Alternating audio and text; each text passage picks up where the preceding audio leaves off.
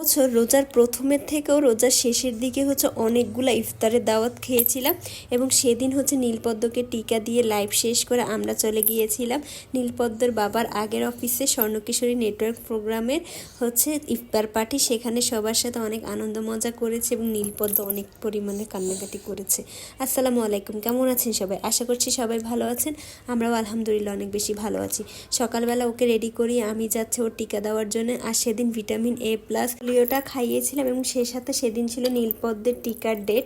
তো আমরা ওকে পোলিওটা খাইয়ে দেন ওর টিকার জন্য অপেক্ষা করতেছিলাম।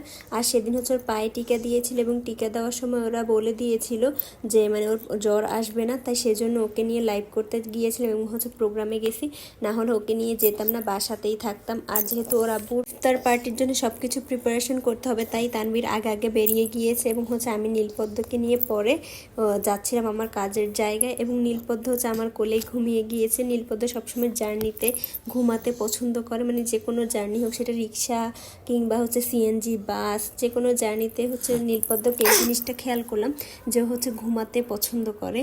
তো আসার পরপরই আমি খুব সুন্দর একটা ড্রেস পরে নিয়েছিলাম আর সেদিন এই স্যুটটা পরেছিলাম।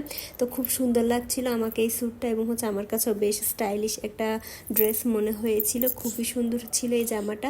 আর নীলপদ্ম ঘুমানো ছিল, সেই অবস্থাতেই আমি আমার লাইফটা শেষ করে ফেলি। পর নীলপদ্ম ঘুম থেকে উঠে একটু খেলাধুলা করতেছে, আর যখনই ও শপে আসে ওর কাছে বেশ ভালো লাগে এবং ও নিজের মতো করে খেলতে পছন্দ করে, স্বাচ্ছন্দ্য বোধ করে। তো ঘুম থেকে উঠে নিজে নিজে দাঁড়াচ্ছে, ঢং করতেছে। তো আমি ওর এগুলো ভিডিও করে রাখতেছিলাম। আমার কাছে মনে হয় নীলপদ্মের যখন বড় হবে তখন ও ভিডিওগুলো দেখে ওর কাছে খুব ভালো লাগবে। তো লাইভ শেষ করার পরে আমি নীলপদ্মকে নিয়ে চলে যাচ্ছি ওর বাবার আগের অফিসে। আমাদের পুলিশ প্লাজার পাশেই নিকেতনে ওর বাবার যে অফিসটা। তো আমাদের বেশি সময় লাগে নাই, আমি তো এমনিতেও আগেও গিয়েছিলাম, আগে পূর্বে এই অফিসে গিয়েছি। তো পদ্মকে নিয়ে আজকে আবার যাচ্ছিলাম। আবার যেদিন পদ্ম শ্যুট ছিল সেদিন আমরা ওইখানে গিয়েছিলাম। তো রিক্সায় উঠে নিয়েছি, ওঠার পর রিল্যাক্সে মা আমি ভিডিও করতে করতে যাচ্ছি ওর বাবার কাজের জায়গায়। তবে নিকেতনে আসলে আমার অন্যরকম ভালো লাগে, নিকেতন বা VIP যে এলাকাগুলো আছে অন্যরকম একটা স্নিগ্ধতা কাজ করে। এরপর নীলপদ্ম ঘুমিয়ে গিয়েছিল এখানে এসে, দেন আমরা অপেক্ষা করতেছিলাম। আমরা সবার আগেই এসেছি, তাই পুরো অফিসটাই ফাঁকা, কেউ নাই অফিসে।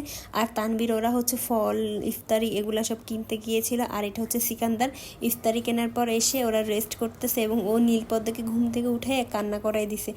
এরপর নীলপদ্ম আর কান্নাকাটি তো থামেই না। আমি আর ওকে নিয়ে একটা রুমে আলাদা করে বসেছিলাম, সবার সাথে যে যাবো, কথা বলবো, এনজয় করব, কোনো কিছুই করতে পারতেছিলাম না। নীলপদ্ম সবাইকে দেখেই খালি কান্না করতেছে। আর এদিকে ওরা মাশাআল্লাহ খুব সুন্দর করে সব ইফতারি প্রিপারেশন নিয়েছে এবং খুব ভালো লেগেছে। সবার সাথে যে একসাথে বসে ইফতারি করবে তার কোনো সুযোগ নেই। তারপরে আমাকে এবং সুচিকে আলাদা করে ইফতারি দিয়ে দিয়েছে, আমরা নীলপদ্মের জন্য যেতে পারিনি। ইফতার করার পরে সবাই আস্তে আস্তে এক এক করে নীলপদ্মের কাছে আসতেছিল, ওর সাথে ছবি তুলতেছে, ওকে একটু হাসানোর চেষ্টা করতেছে, ওকে সেলিব্রিটির মতো একটা ফিল দিচ্ছিল সবাই মিলে। এরপর দীপ্তিও আসে এবং দীপ্তি এসে নীলপদ্মকে অনেকক্ষণ এন্টারটেইন করে এবং ঘুম পাড়ায় দেয় সুন্দর করে ওর বুকের মধ্যে। দীপ্তির বাসায়ও দীপ্তির একটা বোনের ছেলে আসে, তাই দীপ্তি জানে কিভাবে বাচ্চাদের সাথে কথা বলতে হয় বা এন্টারটেইন করতে হয়। তাই নীলপদ্ম ইজিলি দীপ্তিকে অ্যাকসেপ্ট করে এবং দীপ্তির কাছে চলে যায়। এরপর সবাই মিলে একটু ছবি টবি তোলে, মিটিং টিটিং করে। তো এখানেই প্রোগ্রামটা শেষ হয়। তো আজকের মতো আমিও এখান থেকে বিদায় নিচ্ছি। সবাই ভালো থাকবেন। আল্লাহ হাফেজ।